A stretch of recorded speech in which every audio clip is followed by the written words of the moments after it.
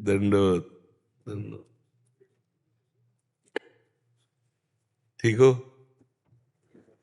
और शरीर ठीक है और मन ठीक है, मन नहीं ठीक क्यों? क्या शांति? आप सब इससे भगवत प्राप्ति होना है कब? भगवत प्राप्ति करना है मेरे को, हाँ छोड़ के आगे। हाँ, जीवन का सार तो यही है भाई। ये सच्ची मानिए, प्रदर्शन के द्वारा अर्थ की प्राप्ति और नाम हो सकता है, लेकिन आप भगवान को नहीं जाने तो ये सब व्यर्थ हो जाएगा। मतलब जैसे भजन नहीं किया तो फिर ये नाम कीर्ति कितने दिन रहेगी? संसार कितने दिन याद? रामकृष्ण को याद नहीं करना चाहता तो और किसको याद करेगा? तो बुद्धिमानी तो यही कि लोक यश प्राप्त किया, लोक में अब भगवान की भी प्राप्ति कर लो। हाँ, जीवन का लाभ यही कि जितेंद्रिय होकर और अच्छे महात्मा बनकर भगवान की प्राप्ति कर लो। लोक यश प्राप्त किया, अब परलोक की, जब लोक में अपनी धाक जम गई ना, तो अब परलोक में भी जमाओ, तब तो बात जम पाएगी। नहीं तो आपके पास जो कुछ है सब यहीं का है। यहाँ से जब चलने की तैयारी आएगी तो आपके पास कुछ नहीं रहेगा। मेरी बात समझ लीजिए ना, ये शरीर रहेगा जिसके द्वारा आपको यश प्राप्त हुआ है, और यश से जो आपको धन मिला वो धन भी नहीं रहेगा, दूसरे लोग उपभोग करेंगे। आपके पास अगर नाम नहीं है भगवान का, भजन नहीं है, तपस्या नहीं है, तो फिर वो बात नहीं बनेगी। तो हमें लगता है आपके ऊपर भगवान की कृपा है जो आप सावधान होना चाहते हो, नहीं तो बहुत बुरी तरह फंस जाते हैं, बहुत बुरी तरह। यश कीर्ति के एक ऐसा जाल होता है, अब उसके नीचे उतर नहीं सकता है। एक लेवल होती है ना, अब जैसे आप उस लेवल में यश में चढ़ गए तो अब उतर नहीं सकते। अब उस लेवल में जीने के लिए अर्थ चाहिए, और अर्थ के लिए कुछ भी करना पड़े।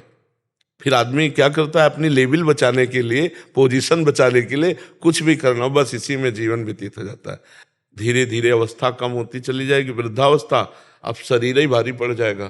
तो हम ये कहते हैं कि नाशवान शरीर है, आज नहीं तो कल धोखा दे जाएगा। तो इसलिए अभी स्वस्थ हो आप, अभी जो चाहो कर सकते हो, तो आराम से भजन में लगो। कमा कर अगर इतना हो गया हो कि आप एक वास खरीद सकते हो, आप खा पी सकते हो, तो भारत में कहीं भी रहो, खूब नाम जप करो। नाम जप से सब मंगल हो जाएगा, धीरे धीरे मन बदल जाएगा। और हम कहते हैं मन बहुत बढ़िया तुम्हारा है, इतने बड़े भोग विलासिता के बीच में रहकर भी तुम्हारे मन में अभी इतनी जगह है कि मैं भगवत प्राप्ति करूं। और भगवान कह रहे हैं भोगैश्वर्य प्रसक्ता नाम तया प्रहत चेतसाम व्यवसायत्मिका बुद्धि समाधो न विधीयते। जो भोग और ईश्वर में फंस जाता है वो कभी ये नहीं सोच पाता कि मैं भगवत प्राप्ति करूं। और आपकी सोच है, इसका मतलब अभी भगवान आपको बचा रहे हैं, तो अभी निकल जाओ।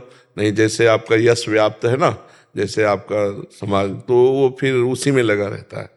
आप निकलो, भगवान की तरफ चलो, ठीक है? और जो सहयोग चाहिए तन से, मन से, वचन से, वो हम आपको सहयोग कर रहे हैं कि आप खूब आनंदित होकर के चलो, ठीक है? जैसे तो वीर महान ऐसे बनो कि माया को परास्त करो, है ले कि सिंह की तरह दहाड़ता हुआ ऐसे। तो अब माया को पछाड़ो, है ले अभी माया के लिए पछाड़ा नहीं, माया के लिए ही तो है। यश कीर्ति रुपया पैसा ये सब माया के लिए पछाड़ा, अब माया को पछाड़ो भगवान के लिए कि अब मुझे भगवान चाहिए, सब छोड़ता हूँ, संसार का सब राग छोड़ता हूँ। और तो भी संत भी बनोगे ना तो वीर ही महान बनोगे। नहीं तो आप ये समझो कि भगवान की विशेष कृपा है। पैंट शर्ट में भी संत होता है। संत का मतलब थोड़ी होता है कि हमारी तरह भेष ही धारण कर ले तो संत होता है, नहीं, ऐसे भी संत होता है। आचरण, भगवत चिंतन, उद्देश्य, उसे ही संत कहते हैं। विभीषण जी राजमंत्री की पोशाक में आए थे और भगवान ने कहा तुम सरीखे संत प्रिय मोरे, धरो देह नहीं आन हो रे। तो आप नाम जप करो, सत्संग करो और छोड़ो, क्योंकि ये शरीर धीरे धीरे ऐसे गया तो फिर ऐसे भी आएगा। तो ऐसे आने के पहले ये सब जोड़ दर्द करेंगे। मान लो आप 1 घंटा 2 घंटा व्यायाम करते हैं, जब 2 घंटा व्यायाम नहीं करेंगे तो यही शरीर दर्द करने लगेगा, यही शरीर उठना बैठना मुश्किल हो जाए। तो भजन में लग जाओ, चित्त भगवान में लगा हुआ है तो इतना तो होगा ही कि आप खा पी सकते हो। माया को पछाड़ो, ठीक है? वीर महान वही जो माँ के गर्भ में दोबारा ना आना पड़े। जो मृत्यु पर विजय प्राप्त कर ले, है नहीं?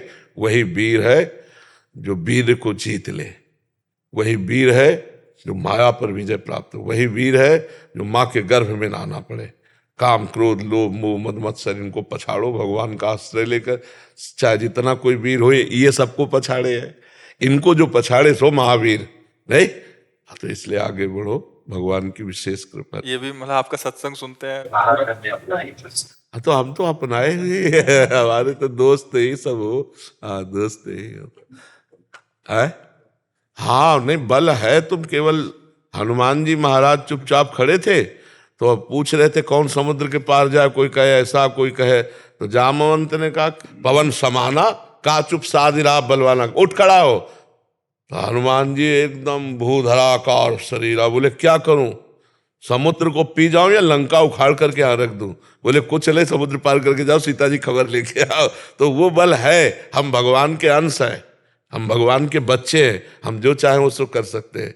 बिल्कुल आप निश्चिंत रहो, नाम जप करो, नाम में एक अपार सामर्थ्य है, वो आपको दिशा देगी। क्या नाम जप करें मतलब? क्या जप? जो प्रिय लगे, हमें कहते हैं, हम तो, हमारा प्राण प्रिय तो राधा राधा नाम है, आपको राम कृष्ण हरि शिव जो प्रिय लगे वो नाम जप करो। आपको कौन सा प्रिय नाम लगेगा? हाँ, अभी तक तो राधा राधा जप रही थी। हाँ, जो नाम प्रिय लगे उसी को अधिक मात्रा में जपो, बहुत इससे पावर मिलेगा आपको। अब देखो, शारीरिक बल अलग चीज है, आध्यात्मिक पावर अलग चीज है। बाहर के वीरों को तो हम गोली से या भुजा से परास्त कर सकते हैं, लेकिन अंदर के वीरों को नहीं। जो अंदर अटैक करते हैं उनके लिए आध्यात्मिक ज्ञान चाहिए, और उसके लिए आध्यात्मिक बल चाहिए, वो नाम के द्वारा मिलेगा। जितना नाम जप करोगे आपको खुद महसूस होगा अंदर। ठीक है जी। हम तरंगे तेरी तुम समुंदर प्रभु, तुम ही बाहर हो तुम ही अंदर प्रभु। बस बिल्कुल बिल्कुल वही अंदर है, वही भीतर। हम सब उनकी तरंग है, वो समुद्र है। बिल्कुल हम तुम्हारे हैं सदियों से मेरे हो तुम। बिल्कुल बिल्कुल हम भूल गए, प्रभु को अपने भूल गए। वो हमारे सदियों से थे, बिल्कुल हम प्रभु के हैं, हम भूल चुके थे। बस यही बात है जी। जी, बहुत बहुत सुंदर। दंडोत दंडोत दंडोत। जय जय श्री राधा, जय जय श्री किशोरी जी की जय।